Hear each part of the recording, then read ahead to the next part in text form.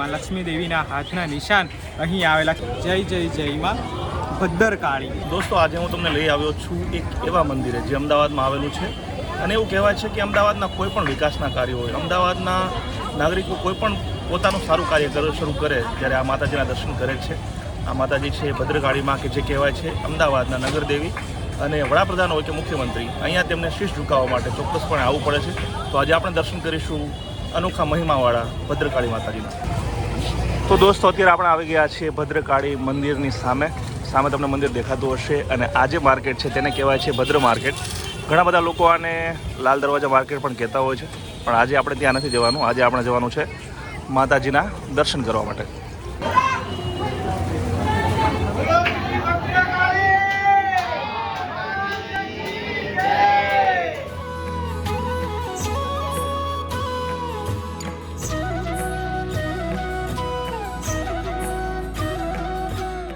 ઊંચેરા ગોખને ગબ્બરવાળી, ચાંદ તારા સૂરજને છત્તરવાળી, હાથમાં ત્રિશૂલને ખપ્પરવાળી, જય જય જય માં ભદ્રકાળી।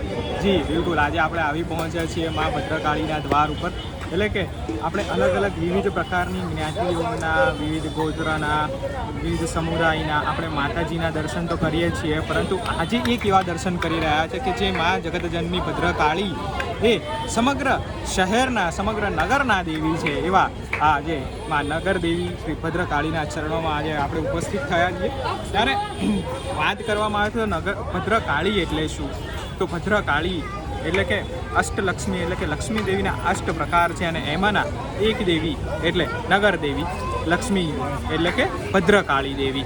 તો ભદ્રકાળી માના મહિમાની જો વાત કરવામાં આવે, એમની શરૂઆતની જો વાત કરવામાં આવે તો અહમદ શાહ જ્યારે આ શહેરમાં આવ્યો ને એ પહેલાંથી માં ભદ્રકાળી અહીં બિરાજમાન છે। આની સાથે અનેક પ્રકારની લોકવાયકા પણ જોડાયેલી છે, અનેક પ્રકારની દંતકથાઓ પણ જોડાયેલી છે કે માં નગરદેવી લક્ષ્મીને અહીંયા મરાઠા વંશમાં લાવવામાં આવ્યા હતા। તો ક્યાંક એવા પણ વાત છે કે ક્યાંક કર્ણદેવ રાજાએ પણ અહીં માં નગરદેવીને સ્થાપિત કર્યા હતા। તો ક્યાંક એવી પણ વાત છે કે નગરદેવી લક્ષ્મી દેવી એટલે કે માં ભદ્રકાળીને ત્યાં પહેલાં માણેક ચોકમાં હતા અને ત્યાંથી તબદીલ કરીને પછી મંદિર અહીં લાવવામાં આવ્યું। અહીં એટલે કે આ જગ્યા એટલે કે ભદ્રના કિલ્લા ઉપર માને સ્થાપિત કરવામાં આવ્યા અને ઉગમણે દ્વાર સ્થાપિત કરવામાં આવ્યા છે, જેથી કરીને નગરના ભક્તો એમનો લાભ લઈ શકે છે। વડાપ્રધાન નરેન્દ્ર મોદી જ્યારે મુખ્યમંત્રી હતા ત્યારથી તેમને બેસતા વર્ષ એટલે કે નવા વર્ષે માં ભદ્રકાળીના દર્શન કરવાનો રિવાજ જે સ્થાપેલો છે આજ દિન સુધી અવિરતપણે એ ચાલ્યો આવે છે। એટલે કે જેટલા મુખ્યમંત્રી આવે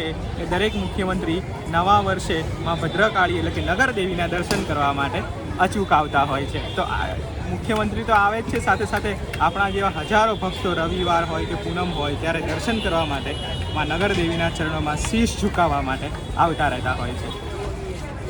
પરેશ, આપણે માતાજીના દર્શન તો કર્યા, અને મેં તમને જે પ્રકારે કહ્યું કે માં લક્ષ્મી દેવી એટલે કે નગર દેવી અહીં પોતે રાત્રિ સવાર થઈને જ્યારે ફરવા માટે નીકળ્યા ત્યારે એક ખ્વાજા સૈનિક એમને રોકેલા, પણ આ બધી વાતો પાછળનો પુરાવો શું?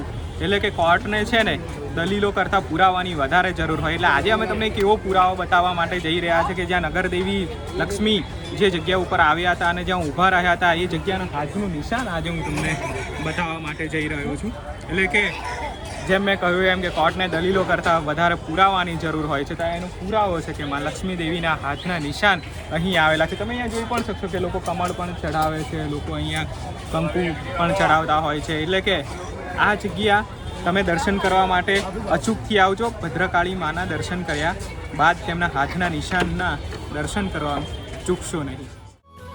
દોસ્તો, એવું કહેવાય છે કે ભગવાન સ્વામિનારાયણ જ્યારે અમદાવાદ આવ્યા ત્યારે તેમણે પણ નગરદેવી ભદ્રકાળી માતાજીના દર્શન કર્યા હતા, અને એ વખતના મંદિરના પૂજારીએ સહજાનંદ સ્વામીને આપેલી માતાજીની ચૂંદડી આજે પણ કાલુપુરના સ્વામિનારાયણ મંદિરના ગોખમાં સચવાયેલી છે। તો દોસ્તો, મને આશા છે કે અમદાવાદના નગરદેવી ભદ્રકાળી માતાજી મંદિરનો આ વિડીયો તમને જરૂર પસંદ આવ્યો હશે। જો પસંદ આવ્યો તો વિડીયો લાઇક કરો, વધુમાં વધુ શેર કરો, કોમેન્ટમાં જય માતાજી જરૂર લખજો, અને આવા જ વિડીયો આગળ પણ જોવા માટે મારા ફેસબુક પેજને ફોલો કરો, યુટ્યુબમાં જોઈ રહ્યા હો તો મારી ચેનલને સબસ્ક્રાઈબ કરો। જય જય ગરવી ગુજરાત, જય હિન્દ।